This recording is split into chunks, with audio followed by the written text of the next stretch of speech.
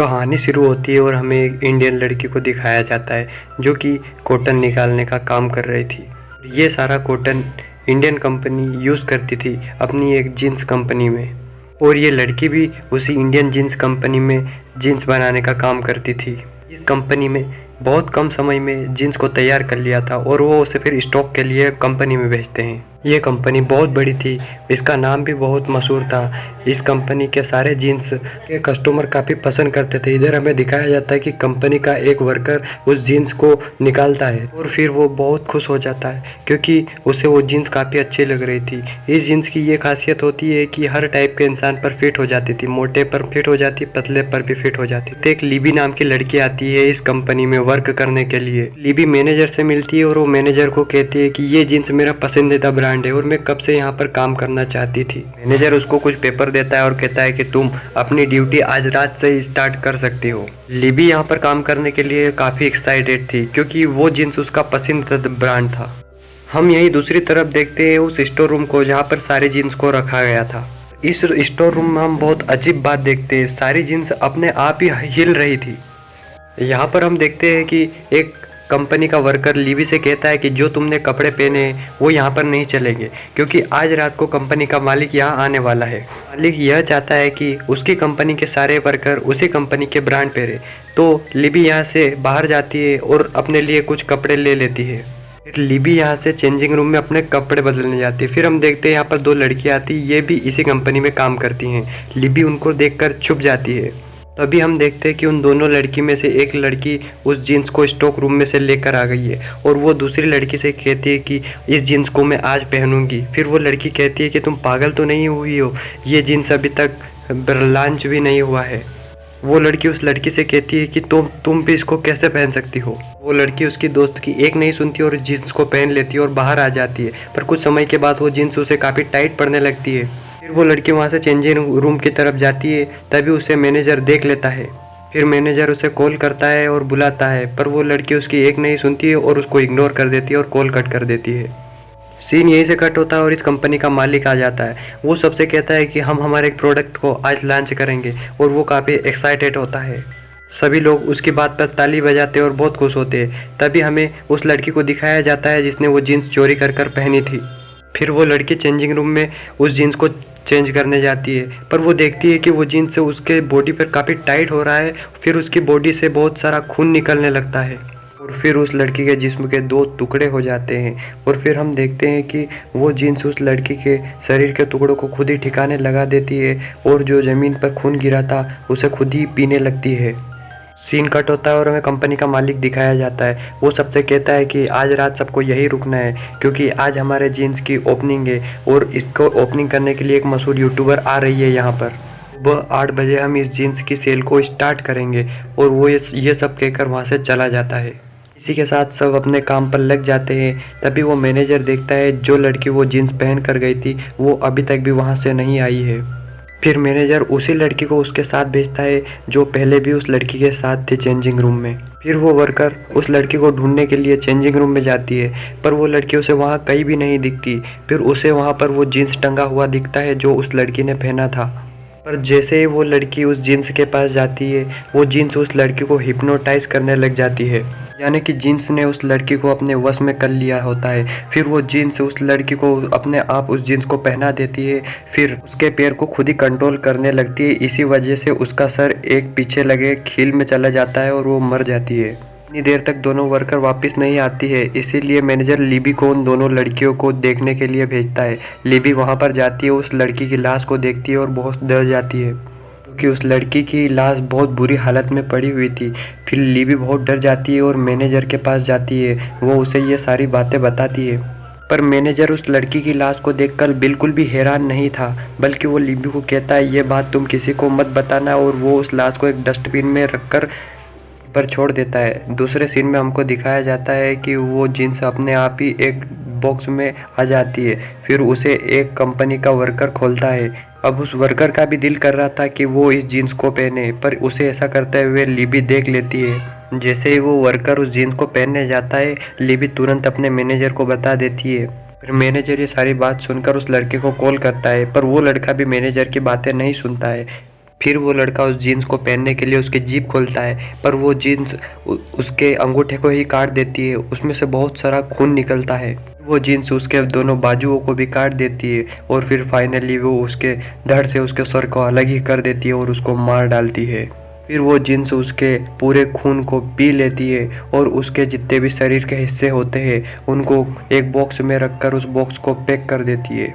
इधर मैनेजर भी stock room में आ जाता है। उसे वो बॉक्स दिखता है, उस बॉक्स को वो खोलता है, पर मैनेजर बहुत ही डर जाता है। उसी टाइम पर लिबी भी वहाँ पर आ जाती है, वो भी उस बॉक्स को देख लेती है।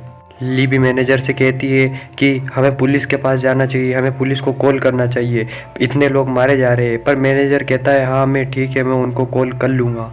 यहाँ हमको दिखाया जाता है कि मैनेजर पुलिस को कॉल नहीं करता है और वो पीछे से एक बहुत बड़ी रोड उठाकर लिबी के सर पर मारता है। लिबी इससे बेहोश हो जाती है। वो मैनेजर ये सारी बातें पुलिस को इसलिए नहीं बताना चाहता है ताकि उसका स्टोर रूम बंद ना हो जाए और उसका प्रमोशन फिर ना रुक जाए, और मैनेजर लिबी को वहीं छोड़कर चला जाता है। इधर हमें दिखाया जाता है कि 12 बज चुकी है और वो यूट्यूबर उनके स्टोर पर आ चुकी है, जो कि यहाँ पर इन सारी जीन्स के ब्रांड का प्रमोशन करने वाली है। दरअसल ये एक बहुत फेमस यूट्यूबर होती है। जब वो यूट्यूबर वहाँ पर रखी जीन्स देखती है तो वो मैनेजर से कहती है मुझे इस जीन्स का एक सेट चाहिए, और वो फिर अपना वीडियो रिकॉर्ड करने लग जाते हैं। वो यूट्यूबर इस वीडियो में जीन्स की खूबी को बताती है। तभी अचानक पीछे से एक जीन्स आती है और उसके गले में टंग जाती है और उसको मार डालती है। इधर सारे ग्रुप को यही लग रहा था कि यूट्यूबर मजाक कर रही है, पर वो पेंट अचानक खड़ी हो जाती है और धीरे धीरे सारे क्रू मेंबर को मार देती है और उनका खून पी जाती है। जब मैनेजर उस यूट्यूबर के लिए एक जीन्स लेने गया था तब वो फिर उस रूम में आता है और उस जीन्स को देखता है जो जमीन पर पड़ा हुआ खून पी रही थी। मैनेजर काफ़ी डर जाता है और वो वहाँ से भागने लगता है और वो फिर एक रूम में चले जाता है जिसमें उस स्टोर की मालकिन थी। मैनेजर स्टोर की मालकिन से कहता है कि बाहर एक जीन्स है, वो इंसानों का खून पी रही है। मालकिन ये बातें सुनकर उससे कहती है क्या फिजूल की बातें कर रहे हो, और वो मालकिन वहाँ से बाहर चली जाती है। मैनेजर इसके बाद ये सब सीसीटीवी कैमरे में देखता है। वो देखता है कि उस जीन्स ने स्टोर रूम की मालकिन को भी मार दिया है। इधर हमें दिखाया जाता है कि वो जीन्स एक वर्कर के पास गई है। ये वर्कर वही होती है जिसने शुरू में मैनेजर से लिबी को मिलवाया था। लड़की एक इंडियन होती है और ये गाना गाती है, तभी उसके पीछे जीन्स नाचने लगती है। वो जीन्स इस लड़की को कुछ भी नहीं करती है। इधर हमें लिबी को दिखाया जाता है जो उसी यूट्यूबर के रूम में जाती है जहाँ पर यूट्यूबर शूटिंग कर रही थी। तभी वो उसके कैमरे को देखती है। उस कैमरे में देखकर उसको पता चलता है कि जीन्स ही सबको मार रही है। जीन्स ने भी एक स्टैचू को अपनी बॉडी बना लिया होता है और वो अपने माथे पर एक खून का तिलक लगा लेती है। लिबी वहाँ से वो कैमरा ले जाती है, उस इंडियन लड़की को सारी बातें बताती है। इंडियन लड़की वो देखकर बहुत ही घबरा जाती है, वो भी डर जाती है। वो दोनों वहाँ से भागने का डिसाइड करती है, पर सारे डोर क्लोज होते हैं। फिर मैनेजर का उनको कॉल आता है। मैनेजर कहता है कि तुम मेरे रूम में आ जाओ। फिर ये दोनों मैनेजर के रूम में आ जाती है और ये वीडियो देखती है। तब वो जीन्स को नाचते हुए देखती है और वो कहती है कि इस जीन्स के अंदर किसी की आत्मा या रूह है।